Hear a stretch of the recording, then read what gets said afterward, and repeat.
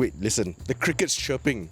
The ying, ying, ying. You know, I haven't heard that sound in such a long time. This is a place of life. A spider behind you. Maybe.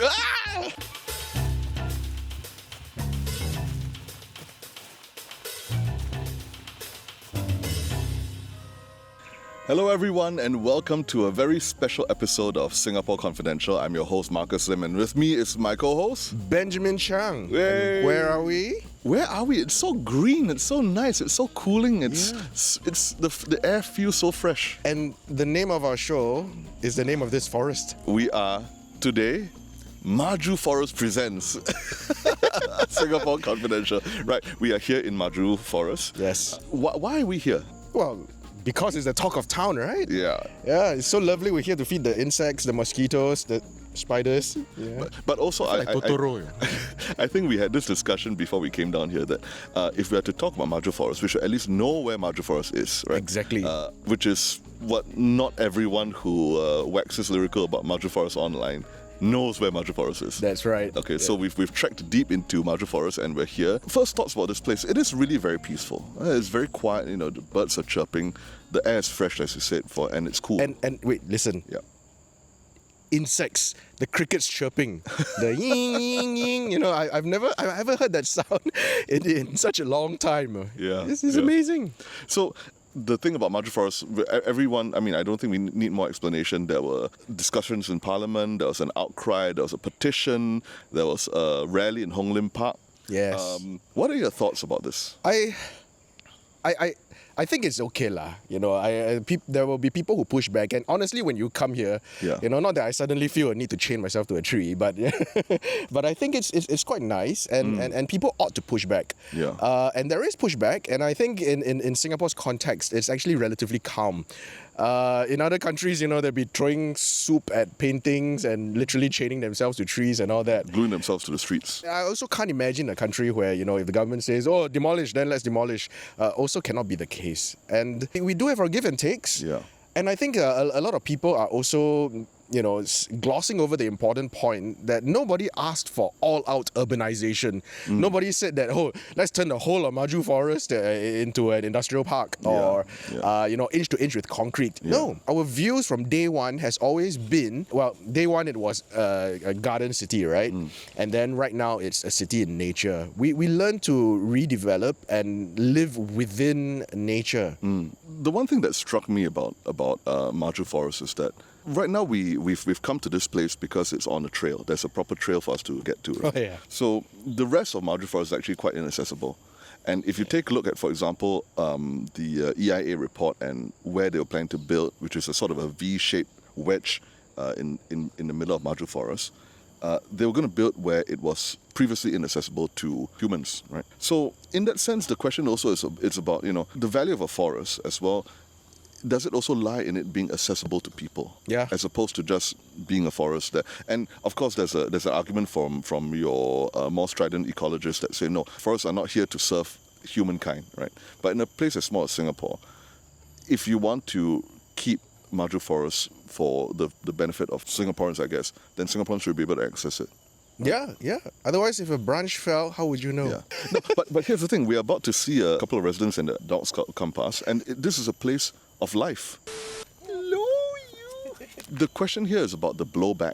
Why there's so much, I would say, popular uprising against the redevelopment of Maju Forest, right? And here I steal something from a friend of mine who actually coincidentally lives quite nearby. Oh, okay. Yes. So he once told me that the Singapore government isn't always successful at what it does, but it's very successful at reiterating. So if a policy is launched and it doesn't work, they reiterate and they say, after action review, what should we do next? What's better to do, right? Here's what I think happened, okay? I think Dover Forest, when it happened, it was the first time they came across this kind of pushback, right, from nature groups. So the Singapore government is very good at iterating. What did they say? Okay, we're going to iterate after action review. The next time we do something like this, we're going to engage the nature groups early. Ah, yes. Right? And they did. Give credit where credit is due. They actually, engaged the nature groups very early, Nature Society, all that. What they didn't realize is that now it's not just the nature, because that's the government way, right? You find the stakeholder, the guy who owns this biggest piece. owns the issue, and then we talk to him, and then we sort this out, right? Now it seems like every Singaporean wants to have their say in this. Yeah. How? Yeah. How are we going to... There's no way that Singapore can progress if every Singaporean demands their individual say in a project that happens, you know. You cannot run a country by referendum. Right? Yeah. Then you become something like I was thinking of something like the Heathrow expansion. You know, Heathrow third runway. They've been talking about it for 20 years.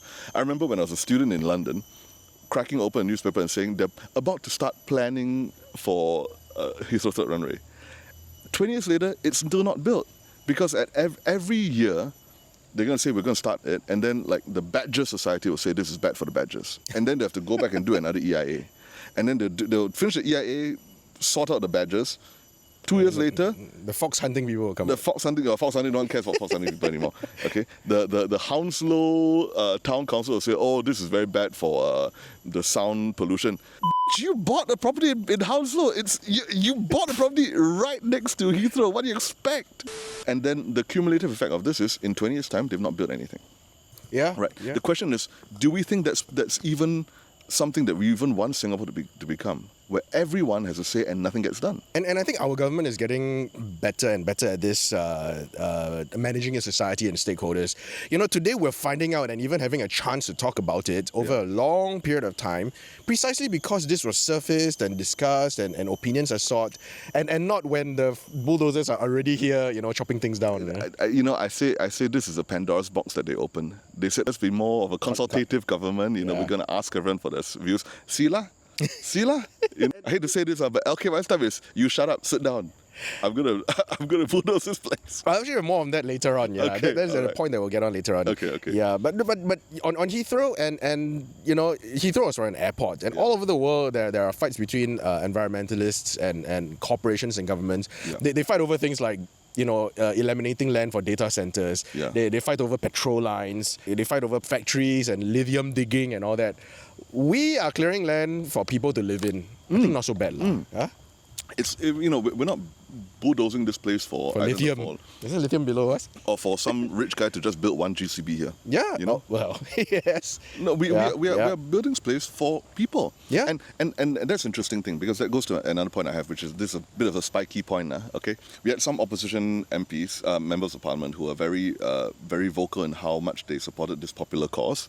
They went down to the climate rally and they say, yeah, you know, we should do more. So we should do more. We should do better. You know, we should build.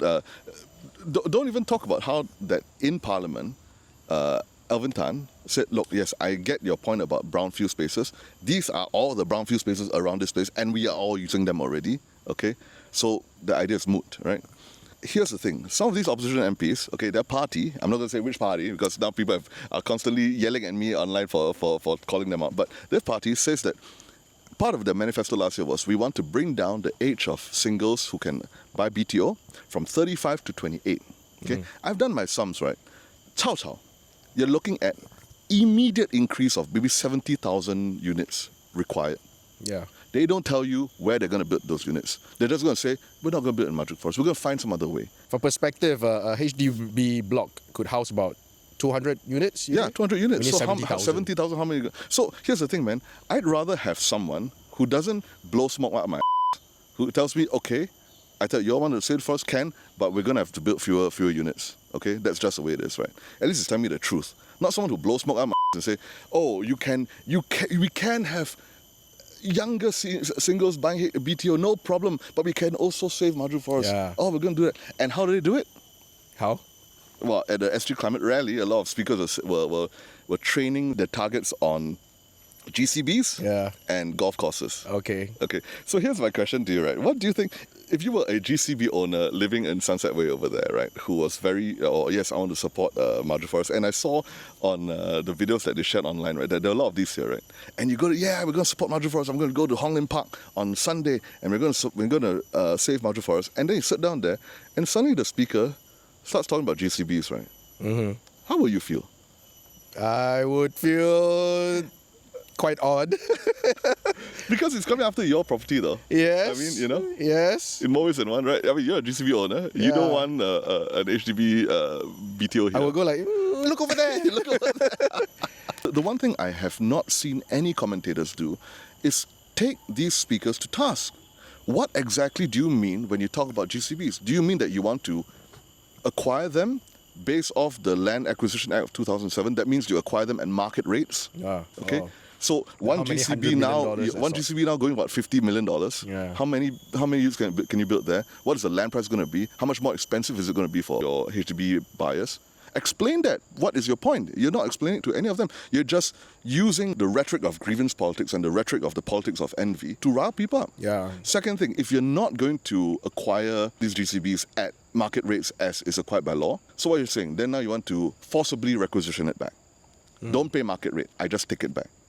Now, what does that mean? If you can do that for GCBs, you can also do that for private condos. Yeah. You can also do that for HDBs. You don't have to pay verse anymore. You can do it for the Istana. We talk about the standards. So yes.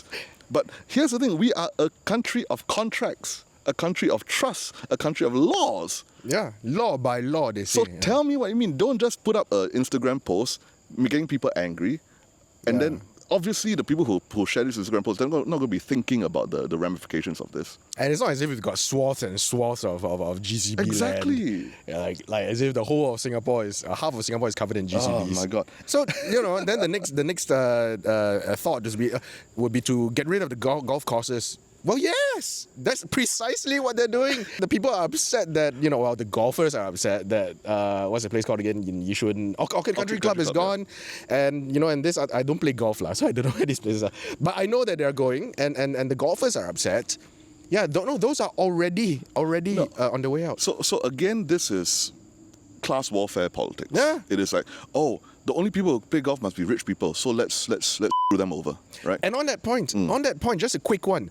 It is precisely that that Ong Teng Cheong once upon a time said that no, golf courses should be open to the everyday people as well, and hence Orchid Country Club. Yes, the Labour movement had semi-public golf course for people. That's right. So here's the thing, and this is where the argument goes off the rails, right? If you take a look at their Instagram posts where they said, why do some people have so much land and others don't have enough, right? At the very end, they snuck in this thing about golf courses because I suspect that they actually know that we are taking away all the golf courses and redeveloping them for public use, right? But it doesn't serve their argument. So they're hoping that actually the rich people drive the protests. So they're just hoping that people won't pay attention and they'll say, yeah, I'm angry about this. I'm going to share this, right? Which is what a lot of people have done. But here, let me point some things to you, okay? Marina Bay Golf Course, closed June 2024. Going to be turned into a public park. Mandai Executive Golf Course, close end of this year. All right, going to be allocated to MOE for a new outdoor adventure centre for kids, for Singapore public school kids. Warren Golf and Country Club going to be taken away in 2030, rezoned for housing under the master plan. Orchid Country Club rezoned for residential development, also 2030.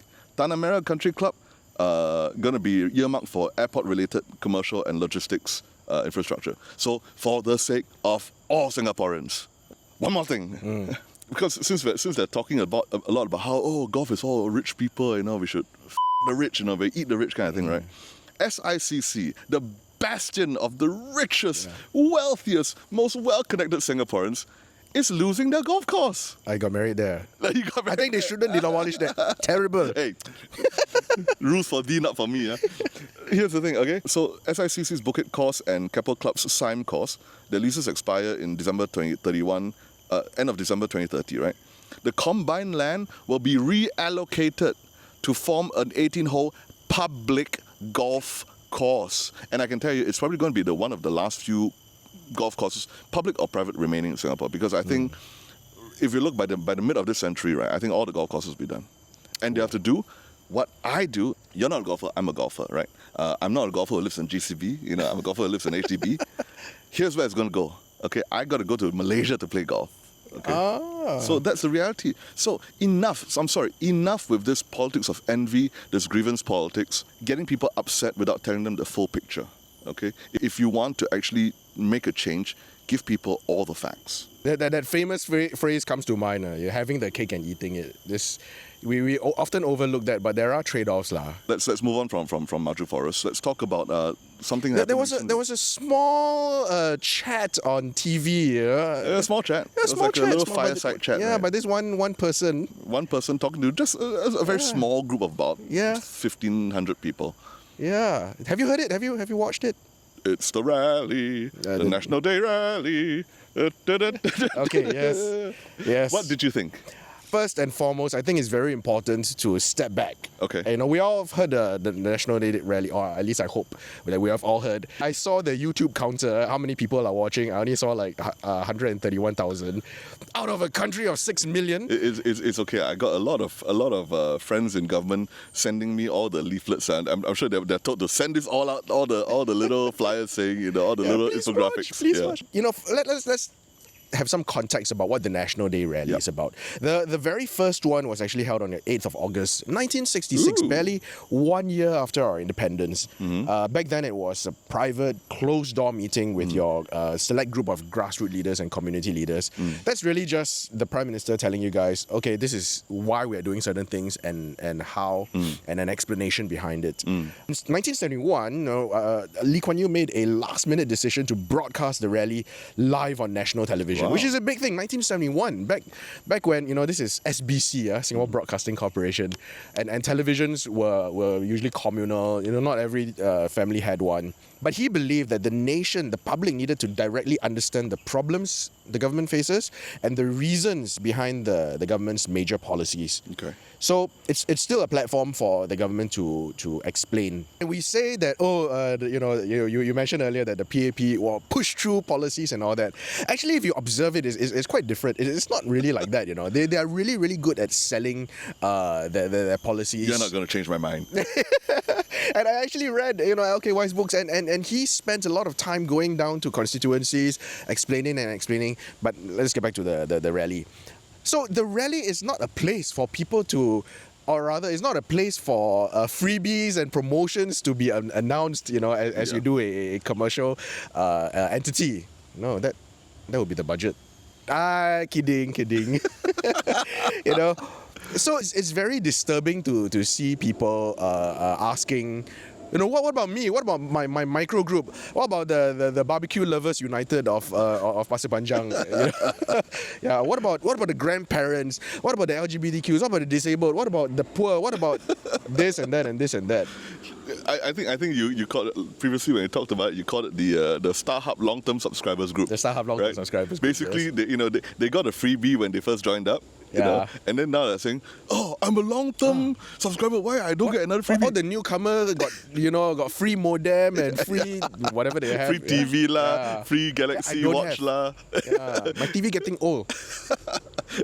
And that, I think, it kind of encapsulates a lot of the discussion for which parents of older children, maybe they've had 3 or 4 kids, and it's a while back, and then they don't benefit from this one. But you can't make these laws retroactive lah. You cannot say, in 1950 you had 5 kids, I'm going to give you 70 grand now because of that. Doesn't work that way. We're doing this to encourage more new parents to have kids. That's it. I think rather than dwell on the negativity of all of these, singles getting angry that they don't have anything, even though I think it's been quite clear that PM has sort of indicated in budget there'll be something for them. Yeah, right? Because they said we're working on something for next year. So for me, I think one of the most eye-catching announcements, right, was the capping of childcare fees. All-day childcare fees. 150, they planned by 2030, all-day childcare fees will be capped at 150 per child, regardless of your income level. That's amazing. I think that's an absolute game changer, because if you think about it, if you have a mum who's got 3 kids, all requiring a bit of childcare, so maybe they're 3, 5, and 7 maybe, or 1, 3, 5, for example, it will cost her no more than $500 a month. Good. And that will not be a drag on her actual income that she can earn as a working mother. And she doesn't have to worry so much about where the kid's going to be at, who's going to look after the kids. Do I have to pay more to either hire a domestic help to look after the kids? Here's a comparison, right? I went to take a look. in Australia, in Melbourne, for example, I asked my friends who has kids there, how much is she paying for childcare? And she said it's $180 a day. A day. $180 a day, and she gets 50% subsidy. So even then, that's $90 a day. And then once you include, say, if you've got 2 or 3 kids there, it's maybe $180 or $270. Across an entire month is about $3,600. What that pricing tells us is the reality is that the actual cost of childcare is about $4,000 a child a month. And we're saying government is going to take care of all of it. And we can.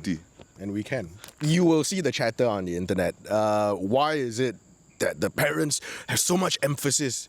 Well, there's emphasis because this is the issue du jour. You know, this is the existential problem that we have today. So it's not the issue du jour. It's not the issue of the day. It is the existential issue of our time. It's a very long jour, you know. But it is existential, and parenting is not a private home activity. Yeah. I have heard comments that people say that, oh, it's your problem, or you want to have kids.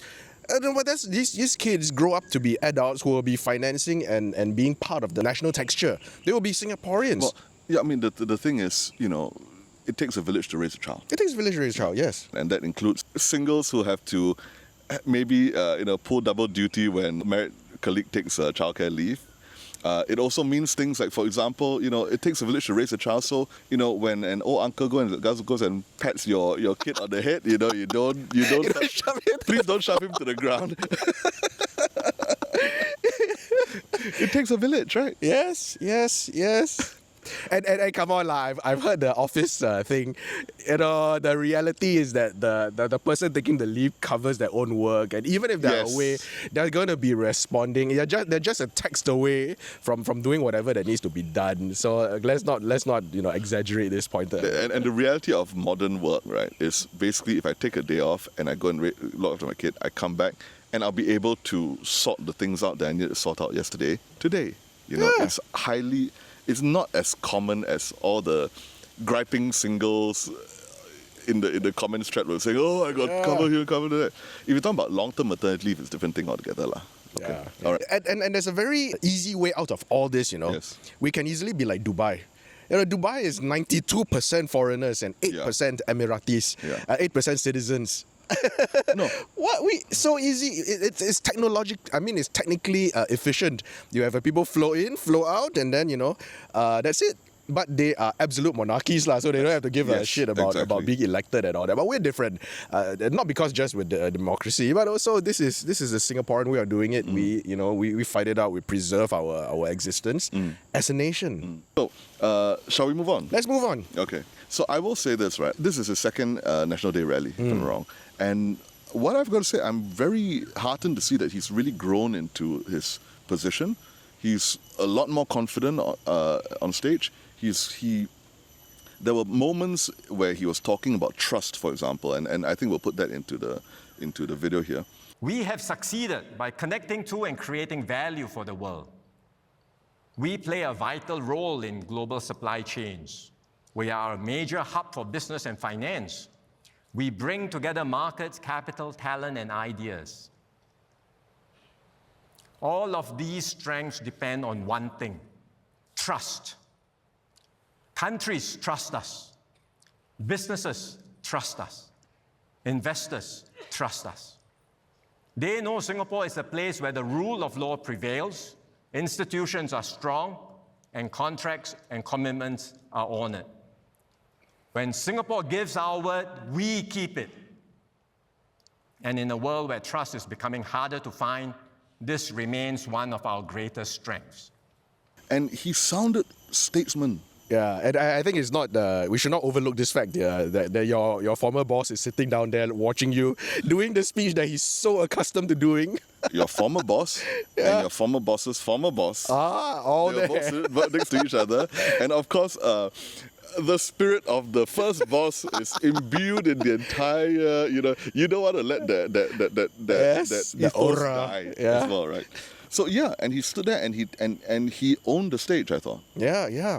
So one thing that I observed as someone who has previously set up conferences such as this, to me, it is a very small point. I noticed that the entire setup is void of any decoration and any plants. You know, one of the first things you go there, you look at the setup, you'll be like, okay, let's line up the plants here so it looks more presentable and all. But it's missing. And I think it's subtle, but an important point, you know, that this governance doesn't spend on things that are not necessary. I would recall a personal experience of our now PM Wong at an event before. He was there, seated as a guest amongst some of the very, very high net worth people and high net worth beyond your belief. I recall that he flatly told out this very wealthy audience that this is not a country that you should be spending ostentatiously on. You shouldn't be flashing your wealth. This is actually typically quite frowned upon in this country. And I thought this was, whoa. the room broke into like a very nervous laughter. And then someone actually asked, if I recall the question correctly, it's from memory. Someone asked, you know, can the government do more to help the very wealthy do their business here? This was obviously a pretty wealthy person asking that question. Very wealthy person. Okay. Yeah. I mean, given the net worth in that room. So, you know, back then he was just finance minister, was it? I don't know. Yeah, I can't remember. But this was 2022, 2023. And yeah, he looked blankly at the audience and went, well, I can tax you all. Whatever you want to do, you know, we will definitely partner and so on and so forth. So the message is quite clear. Singapore is not a place where you get wealthy for the purpose of just getting wealthy. Yeah. You deploy the money to work, to help, to grow the society that you are getting wealthy on. Yeah. That's pretty amazing. When I heard him talk about trust, right, it reminded me of another very good speech by a world leader, and that was Mark Carney, the Prime Minister of Canada. And he was giving remarks after the trade talks broke down with America. And he was talking about why certain things are the way they are. And he also talked a lot about trust. He talked a lot about building relationships, trading relationships with other countries now rather than America. One interesting thing he talked about, which kind of goes back into our NDR in a sort of slightly roundabout way. So Mark Carney was talking about the bond markets, and you're saying, you look at America, they've got $40 trillion worth of national debt now. Here's the thing. A lot of markets can remain irrational and disregard fundamentals, but the minute they hone in very quickly and say, oh, this market or this country doesn't work anymore because the fundamentals don't make sense. And then they will crash the bond market. And that's what happened, for example, with the UK. Remember Liz Truss and her disastrous budget? Same thing happened. Here's the thing, and how does it go back into the National Day rally, right? What we saw at National Day rally was something. We saw extensive public expenditure promises. Childcare leave. We talked about it already. It's like you're looking at like maybe it's $3,000 per kid in terms of how much you're actually subsidizing, right? You talked about childcare leave. And that one, they've also said to small businesses and enterprises, you're not going to pay for it. Government is going to pay for it through taxpayers' money. Okay, through our careful stewarding of that situation. And what happened?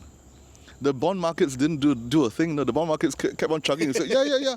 We believe that Singapore can pay its bills. No problem. We'll move on. You know, the sheer boringness of the bond market reaction to the NDR, right, just goes to show how good a fiscal position we're in. Yeah. You know? And he was very careful to frame this as investments. Yes. He didn't say these are expenditures. You did. He said there were investments. Yeah. It's okay. I'm not government, so I can say that. True. But yeah, so that's fiscal responsibility for government. Okay, let's wrap off a bit. What else struck you at the National Day rally? The beginning of it all. Oh, okay. The beginning of it all, when he opened, I thought that was very important. Prime Minister set out the state of the world that we're in today. Peace is fragile, it's dangerous, and you know, mistakes can lead to open war. And the words that he used was, you know, it's more pressure below the threshold of open war. Very big words. What do they mean? I like to context it down to an individual. Can you imagine you at home? You're minding your own business and all that, and slowly you realize that your neighbor is stocking up on knives and guns and displaying them all over his living room and even at his door, pointing them towards your direction. And then after that, you realize that your neighbor is going around telling your wife and your children that, hey, this guy outside are flirting with other people, never work, and you know, very lazy. What would you do? Yeah. And better still, if you've got Grab deliveries coming to your house, this guy says, hey, wrong unit. No, don't go, wrong place. And then prevents the Grab delivery from sending things to your house. I think you go over and hammer the guy, right? That's precisely what it is. Countries are taking, are performing actions like, I disturb you only, I never punch you. I never touch you, I never touch you, I never touch you, I never touch you, I never touch you. And then primary school, you get angry and then you antam the bugger. And then you say, teacher, he antam me. Yeah, that happens every day at my boys' school. So these are things that countries are doing that literally can provoke a military response. More bullying behavior. More bullying behavior. To take your analogy of your neighbor, right? Say if you're an HDB flat, and your neighbor puts plants, and then one day they'll put one plant at the boundary where your flat and his flat ends. You put a bougainvillea there. And then you don't say anything, right? So I put another plant. And I put another. Next thing you know, your whole corridor outside is his. What you gonna do?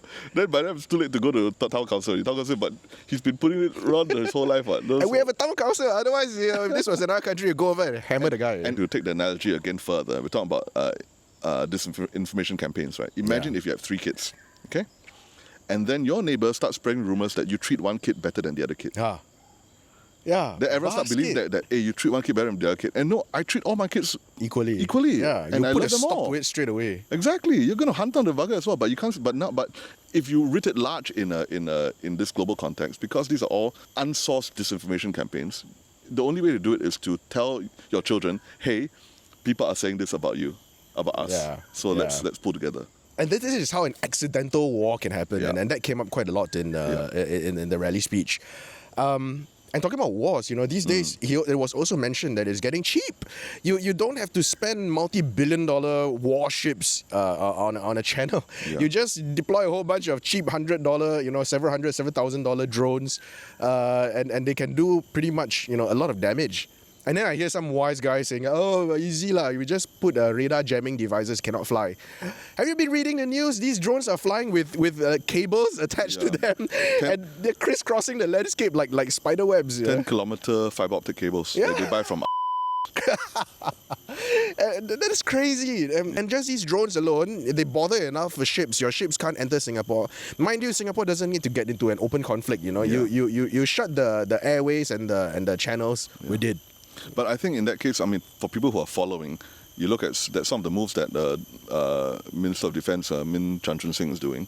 He's putting a lot more emphasis on asymmetric kind of style of warfare, because we're no longer going to be able to spend like $30 million to buy a fighter jet. We'd have to buy maybe 2,000 drones instead for that price. Or something more than that, right? And here's a quick important point. The terrain is no longer mountains and fibois, built up areas and all that. The terrain is us. Yeah. We are the terrain. Societies are the terrain. The weakest link in any propaganda campaign are the people who are isolated from society. Today you have people who don't believe in institutions and organizations and media and all that. That is the new isolation. And these are the weakest point of your society for this attack. The chronically online. Yes. Okay, shall we move on? Yeah, we move on. Okay, so it's interesting that you bring this up, because your point is that it's not just the headline announcements in NDR, it's also what PM chooses to talk about first, right? Yes. And he also chose to talk about immigrants. Yes. It started with the state of the world. It kind of ended with immigrants. The thing with immigrants is like this. It's not new to us. Everywhere in the world, it's always about immigrants, because that is what people are like. The tribes. We mentioned earlier, Dubai, 92%, no problem, because they're a monarchy. Yeah, but for us, we need to make the people happy. And these immigrants, you don't forget that they get rooted, the roots grow here, and the next generation live here. And like PM Wong says, you go speak to a second generation a Singaporean, you can't tell the difference. Yeah. I've worked with people like that. Yeah. Only after talking to them, then you realize, oh, your 2 parents from so and so country. Oh, I didn't know. Well, you sound like me. I once met a Russian boy, so he's second gen. Yeah. And he was talking about, he's a blonde, blue-eyed boy named Maxim or Artem or something like that, And he was basically saying, yeah. So tomorrow I'm going to CMPB and I'm going to enlist. So tomorrow's my enlistment day, and then I don't know, maybe when I POP it'll be like that. He's a Singaporean. He's just blonde, blue-eyed. And it's interesting that also PM Wong showcased the NSF of the year last year. Ah, yes. Who is a Singaporean whose parents are from India. So it's basically telling you, look, these guys are going to be Singaporean, right? Yeah, and I say, let's not be like these other countries where you fight all these foreigners and all that. I mean, come on, the world is your oyster, right? Yeah, but it's striking that PM Wong thought that this was very important enough for him to put up and talk about at his NDR as well. Yeah. Yeah. So, Yep. I have family. I think I'm a young family, right? Yes. Yeah. What do you think? I'm not a young family. I'm. If it ever happens to me, I will probably be a geriatric father. Yeah. But that being said, I'm so glad to see that, of the class of 2025, right? Your first-time MPs, right? We have so many young parents because that's the only way that we can make sure that our society continues to be dynamic. If our lawmakers are also, looking towards the future and have skin in the game, and want to keep Singapore going by having all these kids, because otherwise we end up like the Soviet Union at the end of its lifetime. It was just gerontocracies when it was 70-year-olds dying and giving way to 70-year-olds, or 80-year-olds dying and giving way to other 80-year-olds, which, by the way, is what's happening in America. You've got one president who was 80-something, and then giving way to another president who was 80-something, and then that president giving way to this guy again who was 80-something. My God, how can you make plans for the future? Yeah, and not just the young parents, Yeah. the young families in Parliament. I think the slightly older ones. Not say that Tan Kiat Hao is very old, but congratulations on your newborn. Congratulations. He's 49. He's 49, and Yeah. I think that gives that Gives me hope. Gives hope. It gives me hope. And it reminds us that okay, we're in that age group. It's not old. I could be a father too. and just a very quick one. And I think we're putting a lot of emphasis on children.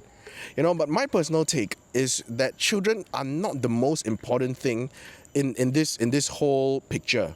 Parents are. If there are no parents, there are no children. If the parents come to conflict, there is no family.